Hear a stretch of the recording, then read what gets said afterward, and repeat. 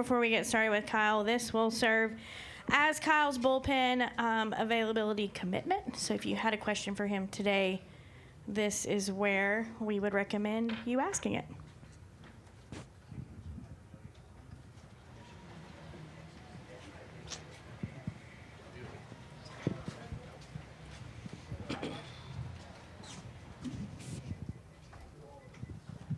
All right, we've now been joined by our race winner in today's Tyson 250 here at North Wilkesboro Speedway, Kyle Larson, driver of the number 7 Chevrolet.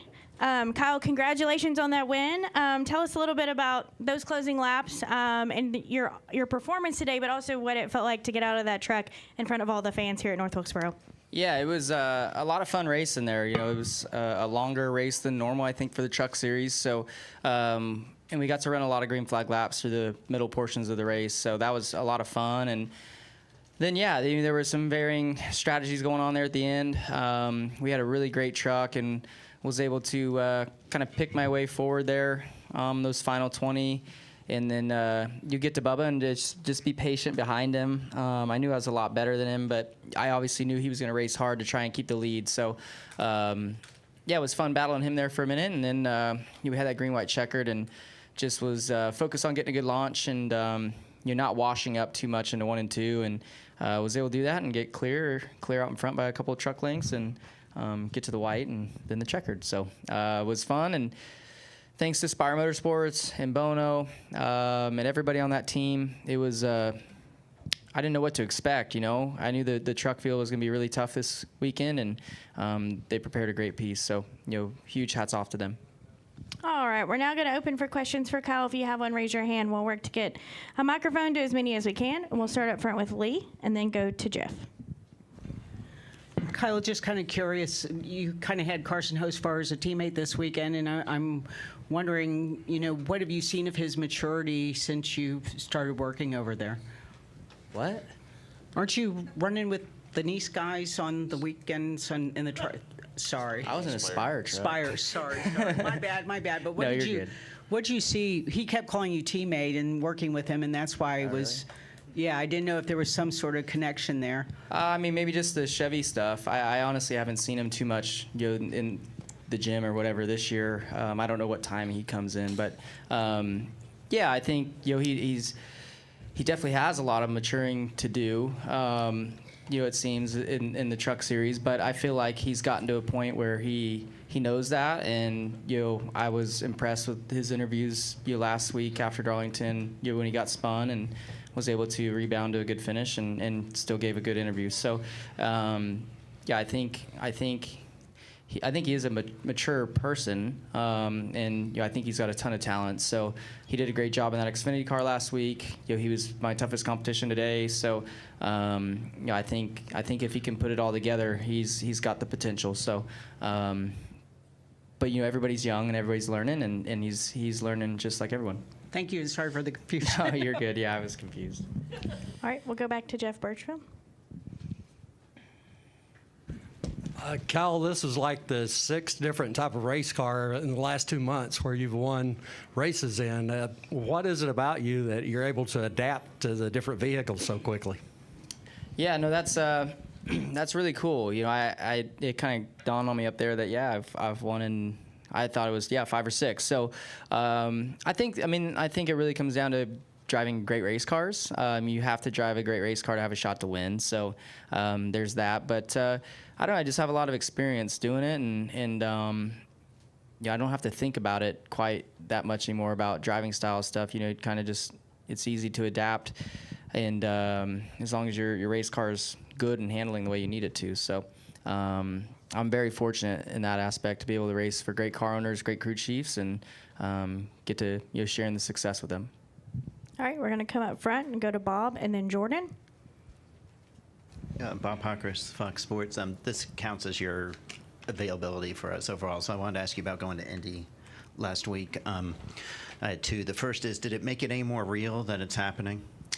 Yeah, I think so. I think.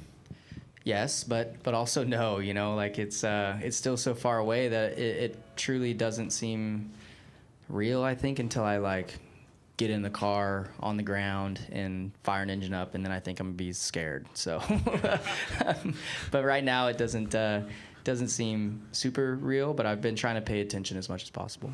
And is there anything that you saw from being kind of embedded with the team for a day that clicked in your head as far as like, hey, I need to focus on this or need to do this over the next 6 to 12 months?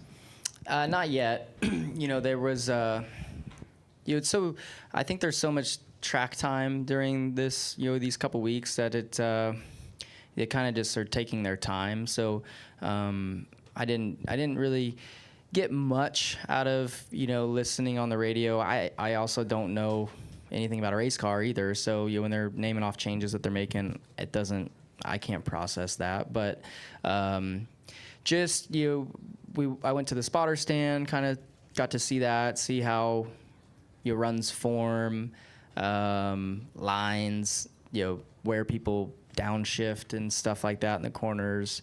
And I think too, just little stuff like I didn't know that they had hospitality like that, for drivers to hang out in, to get food and stuff like that. So just seeing all that stuff too was nice to, I think have an idea of going next year, like what to expect on that sense. And, hearing that drivers stay, even though they live in Indiana, stay in their motorhomes every day at the track, like just stuff like that. Just little things that you probably don't even think of, more so outside of the driving part. So I think I'll worry more about the driving and what that takes once it gets closer to me actually driving. But trying to figure out where I'm sleeping and stuff like that is more important. More important than worrying about going to. Yeah, they're crazy. I guess I'll be crazy too. All right, Jordan. Jordan Bianchi, The Athletic. What was the conversation with Ross like on Monday? It was short and to the point, and just move forward. I think for both of us. What did you think about? I'm presuming you heard, but what did you think of Rick's comments Sunday night after the race about Chastain and kind of his aggressiveness and everything? I don't know. It's good when your owner has your back and your support, but quickly as possible after last week. Is it, three of the last four races you've had run-ins with Ross? Did it just kind of hit like a breaking point last week of just this is continually happen and you just hit your point? I don't know. I really don't know. I don't know how to answer that. It's just gotten a little frustrating as far as it could be anybody. Anybody out there. It's just got frustrating that we haven't gotten the results that we deserved the last few weeks. All right, we're going to go Jerry, then Mark. Jerry Jordan, KickingTheTires.net. This is going to be obviously a historic win. So for you, where does this rank on your wins list to come back to North Wilkesboro for NASCAR and get this and knock this off? Yeah, I think it's extremely special. I didn't ever think that I would step foot on this facility to even have the need to look at it. I've driven by it a few times, but never thought that I would race here for sure. And getting the chance to race here after Marcus Smith and everybody at SMI took a big shot to revive the place was neat. So seeing the crowd today. I didn't know either. I didn't grow up pavement racing, so I wasn't watching, races when I was 4 years old either. So I didn't know how Victory Lane worked. I didn't even know that you ride this like elevator up. So I thought, that's honestly probably the coolest Victory Lane I've ever been in. That was neat. The trophy's really cool. The surface you can tell, it's old and a lot of, all the legends basically have raced here. So. To be on the winners list is special. Even though it's in the Truck Series, it's still really special. So to say where it ranks, I don't know, but it's definitely up there for sure. But yeah, I think if I could win tomorrow night, then it'd be it would march its way forward for sure. And also during the race, I saw you dropping down, coming through 1 and 2, and you were kind of hitting the pavement on the inner banking or something right there with, I guess, the apron. Did that help you get to the front? Is that going to help you tomorrow? It helped me lap people in the truck race. I could get pointed and get some traction down there and just allow me to get position on them into 3. I don't think the Cup car likes that. So you just the way the rub blocks and just the suspension. It didn't seem like yesterday whenever you would. Like I could see people in front of me touch the apron and it would want to like spin them out. So I don't think that you'll be able to use it quite as much in the Cup car, but yeah, I'm sure everybody noticed today that's in the going to be in the Cup races later on, and I'm sure we'll try some sort of something probably in 3 and 4, and then if it's working over there, maybe potentially you'd see somebody try it in 1 and 2, but. I just don't foresee it working like it did in the truck. I think the ride heights are just so much higher, it seems, anyways, that in a truck you can kind of run across the apron like that. All right, we're going to go to Mark and then Jeff Gluck in the back. Go ahead, Mark. Mark Garrow, PRN, over here on your left, or your right, I guess. You won the 600 back in 21. How big of a race is that to win, and how important is it for a driver to knock off one of the big crown jewel races? Yeah, I mean the 600 is definitely one of the biggest races we get to compete in every year. So that was so cool to win that race in 21. The trophies are awesome. The Coke vintage refurbished refrigerators are amazing, so beautiful. The trophy itself for the 600 is cool. You get a ring, you get all this extra stuff. It's a special race, and it's a tough race to finish. So when you can win and conquer a race like that, it's pretty special. So our cars have been really good. We almost won that race last year. I feel like our car is way better this year. So we had a great test there not long ago, and I expect we'll be fast, but nothing. Wins aren't easy to come by, so we'll see. We'll just have to work hard. And my other question is a follow-up to the IndyCar thing that you were talking about. You race a lot of cars where the sensation of speed is like off the charts.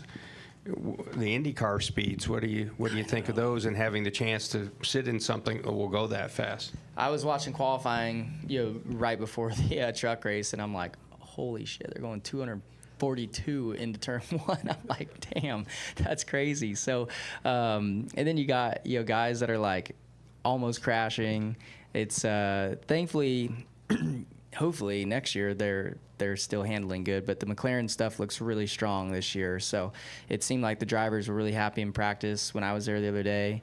So I hope it's the same next year, and it's not easy to drive, but it doesn't look sketchy as sketchy for them. So, but yeah, it's gonna be fun. I think once I get in it, it will be less nerve-wracking, probably less of a sensation than I probably, the commentators do such a good job of like making it sound like they're on the edge, but I think once you get in it, there'll be a little less of that, hopefully, but we'll see.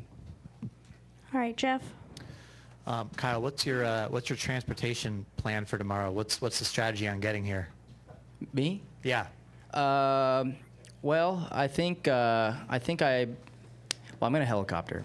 So they're supposed to pick me up tonight, barring weather. I haven't heard. I think it's supposed to rain later, so I may end up having to stay the night. But I've got a boss. He's got some aircrafts, and it's pretty nice. So they've been doing a lot of drop-offs for a lot of us, Hendrick, drivers and executives and stuff. So we're very, very, very fortunate for that.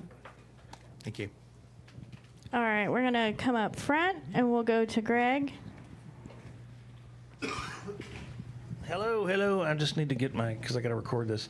Kind of picking up on what Jerry was talking about in terms of, this being a special place and stuff. You're the first NASCAR winner here since Jeff Gordon, which is kind of cool. Is that a big deal to you, stuff like that, or being the first winner at something in the modern times? Is that kind of a big deal to you? Well, it's not something I think about while I'm out there.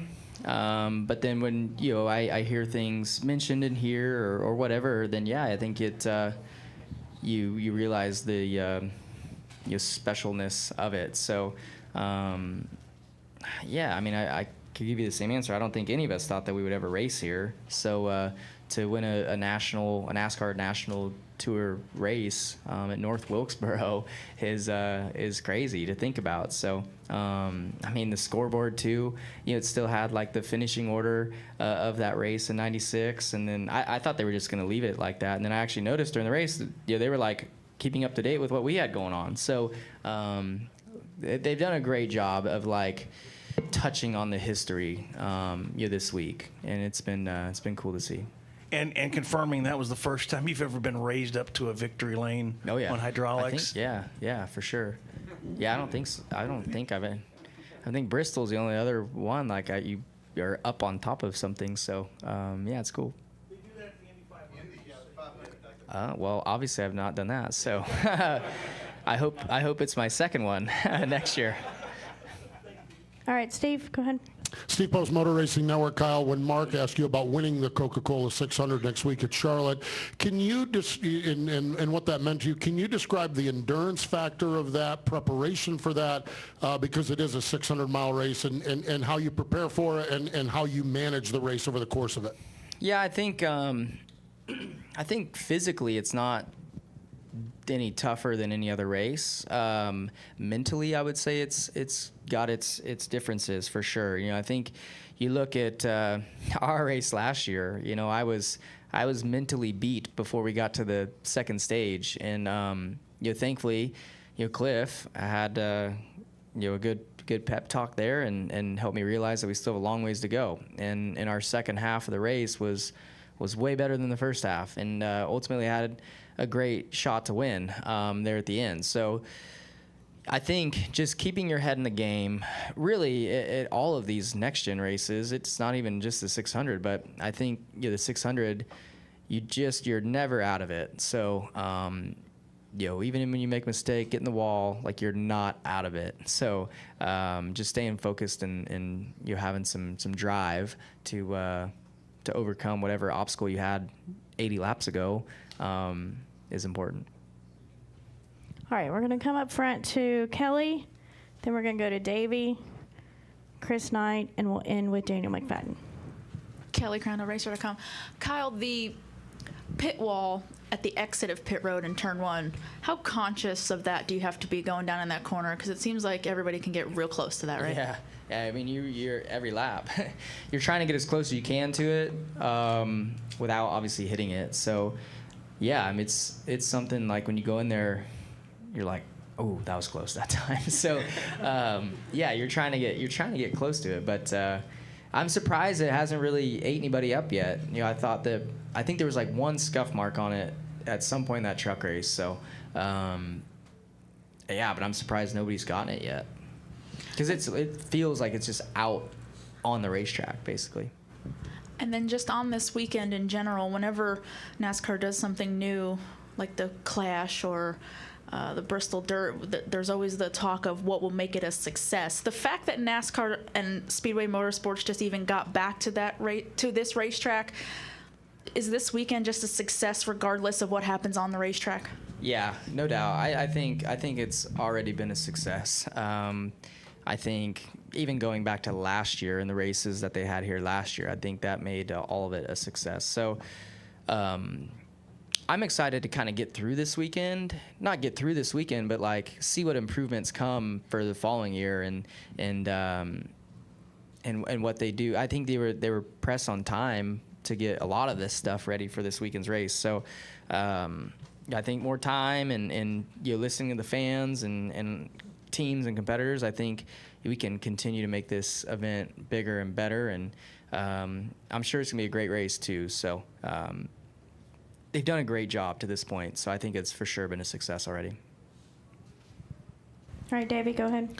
Davey Siegel with SiriusXM. We couldn't really see on pit road, but were the fans booing you because you didn't want to do a burnout? They were booing Bubba. Oh. Poor Bubba. I feel bad. On the fans, just did you get a sense of it being a more intimate environment, kind of being closer to them? And it was obviously a packed house today as well. Yeah, no, it was really cool. Obviously the crowd was big for a Truck Series race, was awesome. So yeah, I mean under yellows, I was just you glance at the crowd every weekend, but I was, looking around and stuff, and there's like fans flipping me off like halfway through the race. I'm like, I haven't even done anything yet. It's, yeah, then you have other fans that are like cheering you on and all that. So it's like, it's really cool. It kind of, for me, like, I'm not comparing this to Bowman Gray, but like, Bowman Gray, you have crazy fans like that. So it was cool to see the passion up there. And yeah, I think when they're so close to track, you feel it. So like, yeah, I mean, I'm cruising around, after the checkered, and I could like hear them over the engine. So it was, they were into it, and I think they're ready to go for seeing some Cup cars race. All right, Chris, go ahead. Chris9catchfence.com. Kyle, cycling back to Indy for a second, what was it like learning the lingo of IndyCar? And because the worlds are completely different, how much time will it take you to learn everything that they're trying to explain as you prepare for Indy next year? Yeah, I literally still do not know what the different, like, I couldn't tell you what understeer and oversteer is. I don't know the difference between them. So they're going to have to get used to me, I think, talking about loose and tight. And then, too, I think, Indy, I was asking them, like, what are the lap times? Because it's all in, mile per hour average or whatever. And nothing I've ever raced is like that. So, like, it's hard for me to know, what the lap time difference is between a 2:30.6 versus a 2:30.2 lap. So, I would like to see more lap time stuff. I think when I get in and go back, but yeah, it's definitely different. The drivers are from different countries and all that, so there's that. But I look forward to it. I think putting yourself in different situations or different environments is great, and it helps you grow as a driver, as a person, and as everything. So I really look forward to the opportunity to get behind the wheel and get to May of 2024. I think it's going to be such a cool experience for not only myself but my family, Rick Hendrick, Jeff Gordon, everybody involved. I think the sport of NASCAR, I think is going to pay attention even more to the Indy 500. So I know I'm going to have a lot of support, and that's going to be something that I look forward to. What was the atmosphere like with Felix, Alexander, and Pato? What's that? What was the atmosphere like with Felix Rosenqvist, Pato O'Ward, and Alexander Rossi? Well, they were kind of in the cars the whole time. So I went in and I got to check out like their engineering meeting before testing got started, and you kind of go around and everybody talks about what kind of changes they've made overnight, what they plan on doing throughout the day if everything goes according to plan. So I just kind of stayed back, really. I was kind of just like a fly on the wall for the majority of the day, and got to talk to them all though, in between some runs, just more catching up and talking a little bit, but I don't really, like I've said, I don't want to pick people's brains yet. I don't even know I'm getting in the car. So once it gets closer to that, I know I'm going to have the support from all of them, as well as anybody else who's got experience that I feel like will be beneficial to talk to. So, but I don't want to overstep my boundaries, way before I have to get in a car. All right, Daniel, thanks for being patient. Go ahead. Yeah. Daniel McFadden, frontstretch.com. First, going off Davey's question, when you're out there giving your front stretch interview and the crowd's increasingly egging you on to do a burnout, do you feel pressure to give them a good one? Well, I gave them something. I just didn't know, like, I didn't want to tear up their truck, or, I didn't know how much tread was left on the tires. I didn't want to tear anything up. I don't know when their next race is. I don't know how the rules work with the engines, if they have to run that again. So I was more having respect for the equipment that I was in, because yeah, I mean, in the Cup Series you can blow your shit apart, but in the truck, I just don't know. I just didn't know the rules and stuff, and when they're racing again, so I didn't want to mess anything up for them. All right, Kyle. So I'm sorry if you guys are all disappointed I didn't do a burnout. Kyle, we appreciate you spending some time with us. Congratulations again on that win. Thank you. Best of luck tonight. Thanks.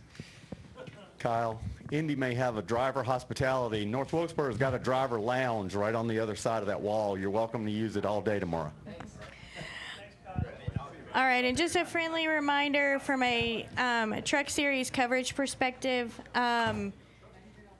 we will send out formal communication first of the week, but just a friendly reminder, Triple Truck Challenge starts next week at Charlotte Motor Speedway. So, there you go.